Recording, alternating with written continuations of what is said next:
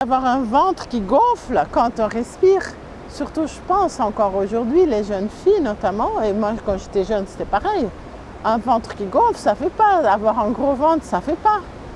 Il faut avoir le ventre plat, musclé, eh ben, quand on respire dans le ventre ça fait pas, ça gonfle, c'est rond et c'est pas très sexy, je pense pour certaines personnes. Très longtemps, j'ai respiré essentiellement du thorax. Bon, j'étais asthmatique enfant, donc c'est aussi mon histoire qui joue. Hein. Et du coup, respirer avec son thorax, ça veut dire en quelque sorte qu'on sent le thorax qui bouge dans le moment respiratoire et qu'on sent très peu la respiration ventrale, en tout cas dans la position verticale. Quand on est dans une position horizontale, la respiration ventrale se fait assez facilement, mais le problème c'est que quand on est dans une position horizontale, en général, c'est pour dormir, on travaille pas, on n'est pas dans la société horizontalement, voilà, on y est verticalement.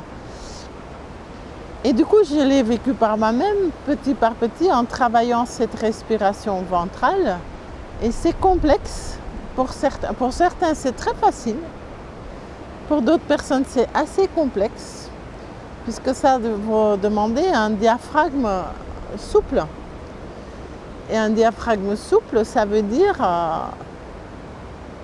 une respiration ample.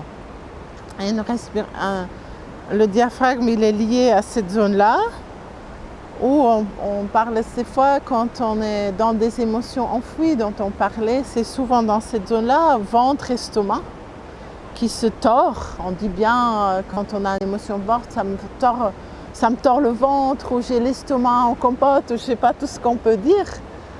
Mais en effet, les estomacs, on dit non élaborés, ce qu'on dit dans notre langage de thérapeute psychocorporel, ils vont se mettre là. Et du coup, aller respirer là-dedans, ça veut dire il faut juste l'essayer. Imagine que tu essayes juste d'avoir conscience de ta respiration et que, voilà, peu importe où elle est, tu ne vas pas vouloir l'alterner. Imagine que ton respiration est thoracique comme elle était mon cas il y a 20 ans ou 30 ans. Du fait de prendre conscience, déjà il y a une présence qui se met en œuvre, qui se met en exergue et qui n'est pas là quand on ne prend pas conscience de sa respiration. C'est très simple, il faut juste le faire. Tu respires, tu sens le moment respiratoire. En même temps, il y a effectivement, et ça j'oublie quand même, tout ce travail préalable pour que tu n'es pas en train de penser à ce que tu vas cuisiner tout à l'heure, puisque sinon ça ne marche pas. Et d'un coup, il y a une présence qui est là.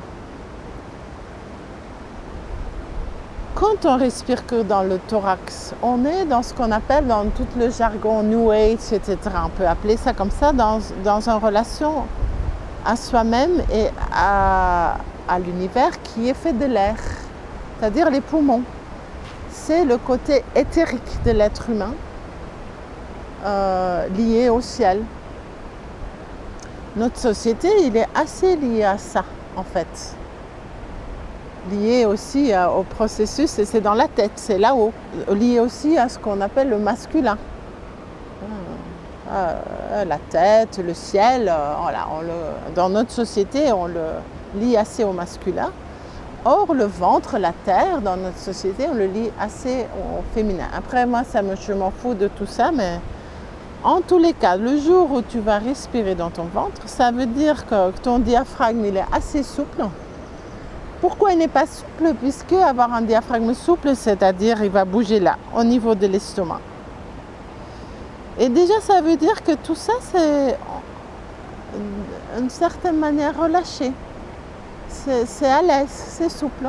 Et dès lors qu'on a des émotions non élaborées, souvent il y a des choses qui se nouent. D'ailleurs, les valves de l'estomac, l'acide qui monte, autant que thérapeute psychocorporel, j'aurais plutôt tendance à dire, voilà, il est fort possible qu'il y a des émotions là qui ne sont pas travaillées, qui font que la respiration, que le diaphragme est contracté, ça pousse sur l'estomac puisqu'il reste tout le temps en bas.